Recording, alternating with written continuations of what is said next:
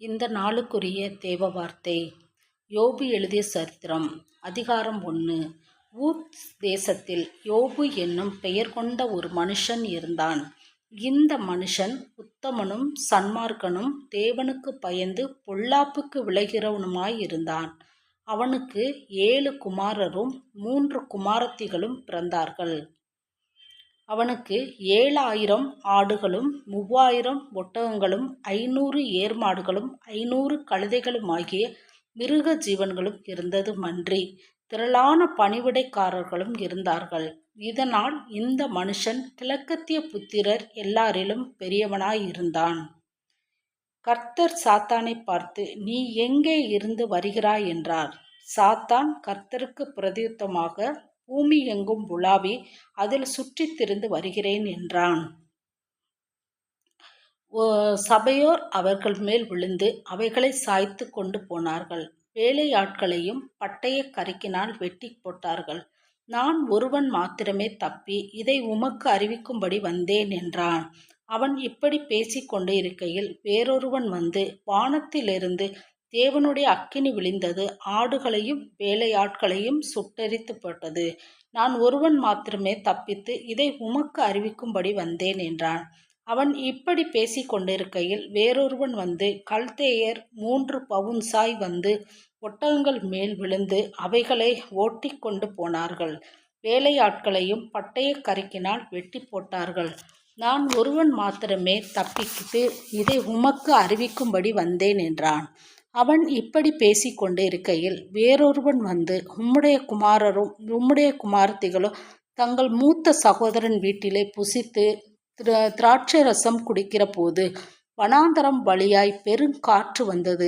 அந்த வீட்டின் 4 மூலையிலும் அடிக்க அது பிள்ளைகளின் மேல் விழுந்ததினால் அவர்கள் இறந்து போனார்கள். நான் ஒருவன் மாத்திரமே தப்பித்து இதை உமக்கு அறிவிக்கும்படி வந்தேன் என்றான். அப்போது யோபு எழுந்திருந்து தன் சால்வையை கிழித்து தன் தலையை சிரைத்து தரையிலே விழுந்து பணிந்து, நிர்வாணியாய் என் தாயின் கர்ப்பத்திலிருந்து வந்தேன், நிர்வாணியாய் அவ்விடத்திற்கு திரும்புவேன். கர்த்தர் கொடுத்தார், கர்த்தர் எடுத்தார், கர்த்தருடைய நாமத்திற்கு ஸ்தோத்திரம் என்றான். இவைகளெல்லாம் யோபு பாவம் செய்யவும் இல்லை, தேவனை பற்றி குறை சொல்லவும் இல்லை. இந்த நாளில் நம்மளுக்கு கொடுத்துருக்க தேவ வசனம் பார்த்திங்கன்னா, கர்த்தருடைய வார்த்தை பார்த்திங்கன்னா, யோபுங்கிற மனுஷன் ஒரு உத்தமனும் சன்மார்க்கனுமாக இருந்திருக்கான். அவன் எந்த விதமான பாவமோ தவறுதலோ செய்யலை. அவனுக்கு கடவுள் கொடுத்த ஒரு பெரிய ஆசீர்வாதம், 7 குமாரரும் 3 குமாரத்திகளும் இருந்திருக்காங்க. 7000 ஆடுகளும் 3000 ஒட்டகங்களும் 500 ஏர் மாடுகளும் 500 கழுதையுமாகிய மிருக ஜீவன்களும் இருந்திருக்கு. அதாவது யோபுங்கிறவர் ஒரு அரசனாய் வாழ்ந்திருக்கிறார். அவர் குடும்பத்தில் ஒரு பெரிய கடவுள் பெரிய ஆசீர்வாதத்தை கட்டளையிட்டு கொடுத்துருக்கிறார். அவர் ஒரு ஆசீர்வாதமான சூழ்நிலையில் வாழ்ந்திருக்கிறார். அவர் பிள்ளைகளுக்கு விருந்து செய்யும் போதெல்லாம் அவர் என்ன செய்வாராம், கடவுள்கிட்ட பிள்ளைகளை கூட்டு போய் அந்த அதிகாலை எழுந்து அவங்களுடைய இலக்கத்தின்படி சர்வாங்க தகன பலியை செலுத்துவாராம். இந்த பலிகளை செலுத்தி, என் பிள்ளைகள் ஏதாவது தவறு செய்திருந்தால் மன்னிங்க ஆண்டவரேன்னு சொல்லிட்டு அவர் ஒவ்வொரு நாளும் ப்ரேயர் பண்ணுவாராம். அப்படி இருக்கவரை ஒரு நாள் சாத்தான் அவங்க நடுவில் வந்திருக்கா. அந்த சாத்தான் என்ன செஞ்சுருக்கான்னு சொன்னால், யோபுவை சோதிக்கும்படி கடவுள்கிட்ட பெர்மிஷன் கேட்டிருக்கான். அப்படி பெர்மிஷன் கேட்கும்போது சாத்தானை நோக்கி கடவுள் என்ன சொல்லியிருக்காரு, என் தாசனாகிய யோபின் மேல் கவனம் வைத்தாயோ, உத்தமனும் சன்மார்க்கனும் தேவனுக்கு பயந்து பொல்லாப்புக்கு விலகிறவனுமாகி அவனைப் போல பூமியில் ஒருவனும் இல்லை என்றார். கர்த்தர் சொல்லியிருக்காரு. அதுக்கு சாத்தான் என்ன சொல்லியிருக்கான்னு பாருங்க, யோபு விருதாவாக தேவனுக்கு பயந்து நடக்கிறான். நீர் அவனையும் அவன் வீட்டையும் அவனுக்கு உண்டான எல்லாவற்றையும் சுற்றி வேலியடைத்து இருக்கவில்லையா? அவன் கைகளின் கிரிகைகளை ஆசீர்வதித்தீர், அவனுடைய சம்பத்து தேசத்தை பெருகிற்று. பாருங்க, சாத்தான் கடவுளுக்கு பதில் சொல்றத நீங்கள் என்ன செஞ்சுருக்கீங்க, வேலி அடைச்சு பாதுகாத்துட்ருக்கீங்க. அவனையும் அவன் வீட்டையும் அவனுக்குள்ள எல்லாவற்றையும் வேலியடைத்து பாதுகாக்கிறீங்க. அவன் கைகளோட கிரிகையில் என்ன செஞ்சுருக்கீங்க, ஆசீர்வதிச்சிருக்கீங்க. அதனால தான் அவன் என்ன செய்கிறான், இவ்வளோ தூரம் இருக்கான்னு சொல்லிட்டு அந்த சாத்தான் கடவுள்கிட்ட சொல்கிறாரு. ஆனாலும் கூட கர்த்தர் என்ன சொல்கிறான்னு பாருங்க, உம்முடைய கையை நீட்டி அவனுக்கு உண்டான எல்லாம் தொடுவீரானால் அப்போது அவன் உமது முகத்துக்கு எதிரே உம்மை தூஷிக்கப்பான் பாருங்கள் என்று சொல்லியிருக்கார். அதுக்கு கர்த்தர் சாத்தானை நோக்கி, இதோ அவனுக்கு உண்டான எல்லாம் உன் கையில் இருக்கிறது, அவன் மேல் மாத்திரம் உன் கையை நீட்டாதே என்றார். அப்போது சாத்தான் கர்த்தருடைய சந்நிதியை விட்டு புறப்பட்டு போனான். புறப்பட்டு போய் எப்படி ஒரு சோதனையை கொடுக்குறான்னு பார்த்தீங்கன்னா, அவனுடைய பிள்ளைகளை கூட அந்த இடத்துல இல்லாதபடிக்கு என்ன செய்கிறான், கொன்று போடுறான். அப்போது கூட யோபு கவலைப்படவே இல்லை. எழுந்திருந்து தன் சால்வையை கிழித்து தன் தலையை சிரைத்து தரையிலே விழுந்து பணிந்து கொண்டான்னு சொல்கிறாங்க. கர்த்தருடைய கிருபையில் அவன் அப்போ கூட கர்த்தரை ஒரு வார்த்தை கூட பேசலை. என்ன சொல்கிறாருன்னா, நிர்வாணியாய் என் தாயின் கர்ப்பத்திலிருந்து வந்தேன், நிர்வாணியாய் அவ்விடத்திற்கு திரும்புகிறேன். கர்த்தர் கொடுத்தார், கர்த்தர் எடுத்தார், கர்த்தருடைய நாமத்திற்கு சோஸ்திரம் என்றார். நம்ம இன்னைக்கு எவ்வளவோ பேர் மனம் கசந்து அழுகிறவங்களா, நொந்து போய் இருக்கவங்களா இருக்கிறோம். ஒரு சின்ன பிரச்சனைகள் வந்தால் கூட நம்மளால் தாங்க முடியலை. நம்மளை கடவுள் சோதிக்கிறாரே அப்படின்னு சொல்லிட்டு நம்ம ரொம்ப வருத்தப்படுறோம். ஆனால் கர்த்தர் கொடுத்தார், கர்த்தர் எடுத்தார். எல்லாமே தேவன் கொடுத்தது. நான் என் தாயினுடைய வயிற்றில் நிர்வாணியாய் வந்தேன், நான் நிர்வாணியாய் போகிறேன்னு சொல்லிட்டு யோபு சொல்கிறாரு. யோபு மாதிரி ஒரு உத்தமன் உலகத்திலேயே இல்லை. சிங்கத்தின் கெர்ச்சிப்பு, துஷ்ட சிங்கத்தின் முழக்கம் அடங்கும், பால சிங்கங்களும் பற்களை தகர்த்து போம், கீழ சிங்கம் இரையில்லாமல் மாண்டு போம், பால சிங்கங்கள் சிதறுண்டு போகும். என்ன நடந்தாலும் கர்த்தர் நமது பிள்ளைகளை அவர் விட்டு கொடுப்பதே இல்லை. கோபம் ஒரு மனுஷனை எப்படி கொல்லுமா? கோபம் நிர்மூடனை கொல்லும், பொறாமை புத்தி இல்லாதவனை அதம் பண்ணும் சொல்லிட்டு பைபிள் வார்த்தை சொல்லுது. நம்ம கோபத்தில் ஒரு வார்த்தை கூட கர்த்தரை பற்றியோ இல்லை வேற யாரை பற்றியோ நம்ம தவறுதலாக பேசிடக்கூடாது. அப்படி நம்ம பேசும்போது கர்த்தருடைய கோபம் நம்ம மேலே திரும்பிடும். அதனால் நம்ம எந்த ஒரு வார்த்தையும் கடவுள் கொடுத்தார், கடவுள் எடுத்தார், எது நடக்கணுமோ அது நன்றாகவே நடக்கிறது, எது நடந்ததோ அதுவும் நன்றாகவே நடக்கிறது என்று நம்ம மனசை நம்ம தேத்திக்கிறணும். கர்த்தருடைய வார்த்தைகள் எப்பயுமே உறுதியாக இருக்கும். ஒரு நாள் கூட கர்த்தருடைய வார்த்தை நம்மளை காயப்படுத்துவதாக இருக்காது. கர்த்தருடைய வசனங்கள் நம்மளுக்கு எப்போதுமே ஒரு ஆறுதல் அளிக்கக்கூடியதாக இருக்கிறது. உங்கள் வார்த்தைகளை என் ஆத்துமா தொடமாட்டேன் என்கிறது, அவைகள் ஆரோசிகமான போஜனம் போல் இருக்கிறது. கர்த்தருடைய வார்த்தை. இப்படி செய்து திக்கற்றவன் மேல் நீங்கள் விழுந்து உங்கள் சிநேகிதனுக்கு படுகுழியை வெட்டுகிறீர்கள். நம்ம ஏதாவது தவறுதலாக செஞ்சோன்னா, அதாவது நம்ம தவறுதலாக நம்மளோட இருக்கக்கூடிய நண்பர்களை பற்றியே நம்ம பேசும்போது அது அவர்களுக்கு நம்ம படுகுழியே வெட்டுறது மாதிரி இருக்குது. அதனால் தேவனுடைய வார்த்தையை நம்ம கேட்கிறவர்களாக இருக்கிறோம், தேவனுடைய வசனத்திற்கு கீழ்ப்படுகிறவர்களாக இருக்கிறோம். தேவனுடைய ஒவ்வொரு நாளும் தேவக்கரம் நம்மளோடு கூட இருந்து நம்மளை எல்லா விதத்திலும் நன்மையான காரியங்களில் நடத்தி சென்று கொண்டு இருக்கிறது. ஒன்றுக்கும் குறைவில்லாதவர்களாய், ஒன்றுக்கும் நாம் கவலைப்பட வேண்டியதில்லை. ஒவ்வொரு நாளும் தேவக்கரம் நம்மளை உயர்த்தும், நம்மளை பாதுகாக்கும். இந்த நாளுக்கான ஜெபம். அன்புள்ள ஆண்டவரே, இந்த அதிகாலை வேலைக்காக என் தேவனுக்கு நன்றி செலுத்துகிறேன். ஆண்டவரே, இந்த அதிகாலை வேலையில் உம்மை துதிக்க வேண்டும் என்ற உணர்வை எனக்கு நீர் கொடுத்ததற்காக ஆண்டவரே உமக்கு நன்றி செலுத்துகிறேன். ஆண்டவரே, என்னோடு கூட சேர்ந்து ஜெபம் பண்ணக்கூடிய ஒவ்வொருவரையும் என் தேவன் ஆசிர்வதிங்கப்பா. ஒவ்வொரு குடும்பங்களையும் பெயர் பெயராய் தொட்டு ஆசிர்வதிங்கப்பா.